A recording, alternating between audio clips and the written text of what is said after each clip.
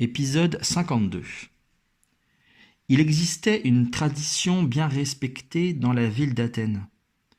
On réservait le meilleur accueil aux visiteurs venus de la mer.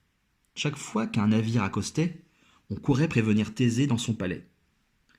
Celui-ci s'empressait de gagner le port pour offrir lui-même l'hospitalité d'Athènes. Jamais il ne fermait sa porte à un étranger de passage. Et comme la cité était de plus en plus prospère, son rayonnement dépassait les frontières, et les visiteurs étaient nombreux. Un matin, alors que Thésée se préparait à accueillir de nouveaux venus, il eut la joie de voir descendre du navire son cousin Héraclès, suivi d'une troupe de jeunes gens bruyants. Comme Héraclès était grand et fort. Un instant, la jalousie de Thésée ressurgit. Mais son affection prit vite le dessus et il se jeta dans les bras de son cousin. Thésée fut étonné de découvrir Iolaos parmi les compagnons d'Héraclès. Il avait donc changé d'avis? Il avait finalement rejoint son oncle? Lorsque Thésée avait assisté aux travaux d'Héraclès, il avait aimé la personnalité subtile d'Iolaos. Il était ravi de le recevoir en son palais. Il n'eut pas l'occasion de le lui dire, car son cousin accapara son attention.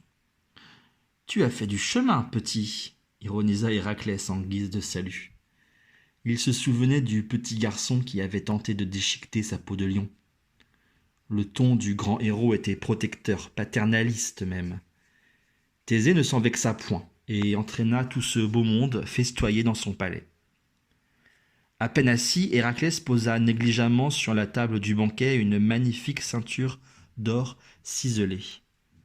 Les yeux de tous les convives se tournèrent vers le joyau. « Quelle est cette merveille ?»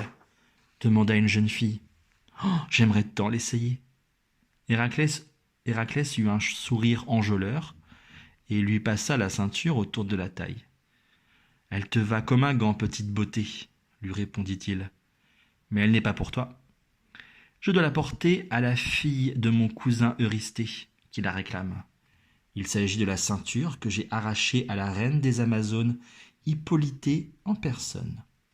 C'était la 10e épreuve que je devais accomplir. Et me voici justement sur le chemin du retour. » Naturellement, les invités du banquet n'eurent pas besoin de beaucoup insister pour que le héros se lance dans le récit de son nouvel exploit. Héraclès n'avait pas changé. « Sais-tu seulement qui sont les Amazones, fillette ?» questionna-t-il. Sans attendre la réponse, il poursuivit. « C'est un peuple de femmes, exclusivement de femmes. Elles sont toutes de redoutables guerrières, descendantes d'Arès, le dieu de la guerre. Malheur à l'homme qui tombe entre leurs mains, il est réduit en esclavage quand il n'est pas purement et simplement supprimé. » À ces mots, un petit frisson d'horreur parcourut l'assistance. « À quoi les reconnaît-on » demanda un jeune garçon, visiblement terrorisé. Héraclès ménageait ses effets. Il grappilla quelques grains de raisin, se versa une rasade de vin, puis répondit brutalement. « Elles ont toutes le sein gauche coupé pour pouvoir mieux tenir leur arc et ne jamais rater leur cible. » Cette fois, les murmures de ses auditeurs furent plus longs à se taire. Il attendit le silence pour poursuivre.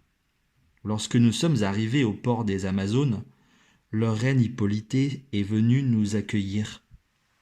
Elle et ses compagnes étaient toutes à cheval, leur arc dirigé vers nous. Je ne me suis pas laissé impressionner. Je sautai à terre, mis un genou au sol et me suis incliné en signe de soumission devant leur reine. J'ai bien vu dans ses yeux que je lui plaisais. D'un geste, elle a ordonné à ses compagnes de relever leurs armes, puis elle m'a fait signe de la suivre. Moi, j'avais déjà repéré sa somptueuse ceinture. Même si je restais sur mes gardes, je ne trouvais pas désagréable d'aller la dégrafer moi-même. » Héraclès assortit ses propos d'un rire gras. Ses compagnons se forcèrent à rire. Pendant tout ce récit, Thésée observait Iolaos. Celui-ci avait du mal à contenir son agacement. Il levait les yeux au ciel, haussait les épaules ou secouait la tête. Manifestement, les choses n'avaient pas dû se passer telles qu'Héraclès les racontait. Héraclès continua. Et puis tout s'est brusquement gâté. Les Amazones ont commencé à lancer leurs flèches. Elles accompagnaient chaque tir d'un cri sauvage qui écorchait les oreilles. Elles étaient déchaînées. Hippolyté, elle aussi, pointa son arc vers moi. Je n'ai pas eu le choix. Héraclès s'interrompit et garda le silence quelques secondes. « Vous l'avez tuée » osa demander un jeune homme. « Oui, » répondit le héros, « c'était elle ou nous. » À cet instant, Iolaos repoussa vivement son siège et quitta la salle du banquet. Thésée se leva et partit à sa recherche. Que s'était-il réellement passé entre Héraclès et les Amazones ?